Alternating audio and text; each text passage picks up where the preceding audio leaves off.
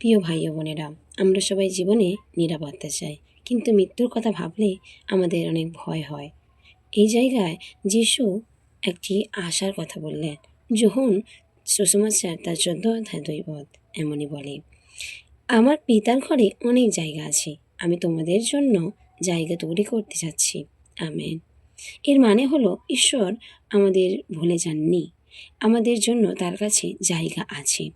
যেমন একজন বাবা আগে গিয়ে সন্তানের জন্য ঘর ঠিক করে রাখেন, তেমনি যিশু বলছেন, আমি আগে যাচ্ছি যেন তোমরা নিরাপদে থাকতে পারো।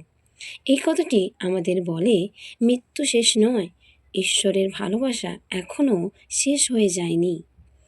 আমি কাউকে জোর করে বিশ্বাস করাতে চাই না, শুধু আপনাদের বলতে পারি, যদি আপনারা সত্যি এই বাক্য বিশ্বাস করে থাকেন, অবশ্যই ঈশ্বর আপনাদের জীবনে শান্তি দেবেন। অবশ্যই বিশ্বাস করুন, যিশু আপনাদের জন্য, আমাদের জন্য ঘর তৈরি করতে গেছেন। উনি আবার আমাদের জন্য ফিরে আসবেন এবং আমাদেরকে একসঙ্গে ওনার সেই স্বর্গরাজ্যে নিয়ে যাবেন। তাই বিশ্বাস করুন, যিশুকে গ্রহণ করুন।